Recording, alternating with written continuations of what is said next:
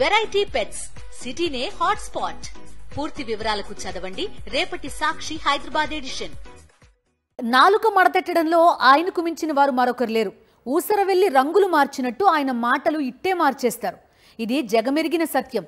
ప్రతిపక్షంలో ఉన్నప్పుడు ఒకలా, అధికారంలోకి వచ్చాక మరోలా మాట్లాడడం ఆయనకే సాధ్యం. స్మార్ట్ మీటర్ల విషయంలో అసలు రంగు బయటపెట్టారు పచ్చ పార్టీ అధినేత. ప్రతిపక్షంలో ఉన్నప్పుడు చంద్రబాబు విద్యుత్ స్మార్ట్ మీటర్లపై విష ప్రచారం చేశారు. స్మార్ట్ మీటర్లు ఎలా బిగిస్తారని ప్రశ్నించారు. ఇప్పుడు అధికారంలోకి వచ్చాక ప్లేటు తిప్పేశారు. రాష్ట్ర వ్యాప్తంగా పాత మీటర్లు తొలగించి కొత్త మీటర్లు అమరుస్తున్నారు. చంద్రబాబు తనయుడు లోకేష్ మీటర్ల విషయంలో ఏం మాట్లాడారో చూస్తే మీకే అర్థమవుతుంది. రాయలసీమ రైతులకి ఉరితాడు బిగిస్తున్నాడు. అదే మన మోటార్లకి మీటర్లు బిగిస్తాం. ఇక్కడున్న రైతాంగానికి పిలిపిస్తున్నా, దయచేసి వాళ్ళు తీసుకొచ్చే కాగితాల పైన సంతకం పెట్టొద్దు. తెలుగుదేశం పార్టీ అధికారంలోకి వచ్చిన వెంటనే ఈ కార్యక్రమాన్ని రద్దు చేసే బాధ్యత మేము తీసుకుంటామని రైతులు నేను హామీ ఇస్తున్నాను. చూశారుగా, నెల్లూరు జిల్లాలో జరిగిన యువగళం పాదయాత్రలో నారా లోకేష్ ఆనాటి వైఎస్ఆర్సీపీ ప్రభుత్వంపై ఏ విధంగా పేలారో. మీటర్లు బిగిస్తే పగలగొట్టండి అని పిలుపునివ్వడమే కాదు, తాము అధికారంలోకి వచ్చిన వెంటనే మీటర్ల బిగింపు కార్యక్రమాన్ని రద్దు చేస్తామని ప్రకటించారు. ఇలా అడ్డగోలుగా ఎన్నో హామీలు గుప్పించారు. ఎలాగైతేనే కూటమి ప్రభుత్వం అధికారంలోకి వచ్చింది.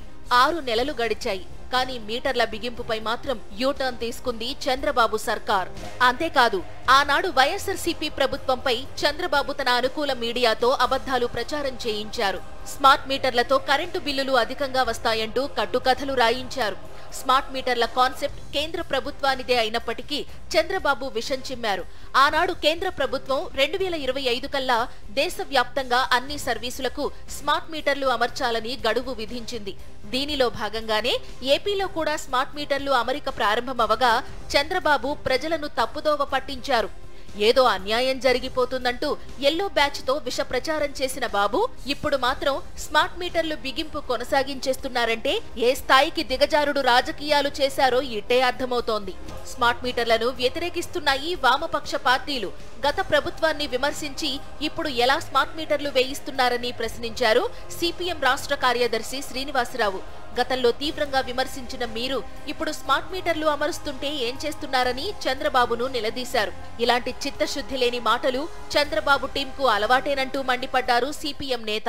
స్మార్ట్ మీటర్లు ధ్వంసం చేయండి అని పిలిపించారు. అదే స్మార్ట్ మీటర్లను అదానే సప్లై చేశాడు.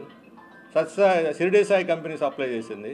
ఈ అదాని మీద ప్రేమతో వీళ్ళు మళ్ళీ చేస్తున్నారు. ఈ ప్రభుత్వం వచ్చా కూడా అదాని వాళ్ళు చర్చలు చేశారు. గత ప్రభుత్వంతో చర్చలు చేశారు, ఈ ప్రభుత్వంతో కూడా చర్చలు చేశారు, ఒప్పందాలు చేసుకుంటున్నారు. ఏమిటి వెనకన్న రహస్యాలు చెప్పండి, మీరు బట్టబయలు చేయండి.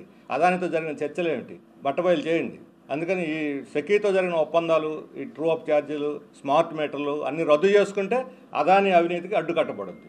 తాము అధికారంలోకి వస్తే విద్యుత్ ఛార్జీలు పెంచమని హామీ ఇచ్చిన చంద్రబాబు ఇప్పుడు విద్యుత్ ఛార్జీలు పెంచడం మాత్రమే కాకుండా సామాన్యుడి నడ్డి విరిచేలా స్మార్ట్ మీటర్లు బిగిస్తున్నారనే విమర్శలు వెల్లువెత్తుతున్నాయి. ఇలా ఒకటేమిటి, అధికారంలోకి వచ్చిన ఈ 6 నెలల కాలంలో అనేక అంశాల్లో నాలుక మడతేశారు. స్మార్ట్ మీటర్లపై కూడా తన మార్కు చూపించారు చంద్రబాబు.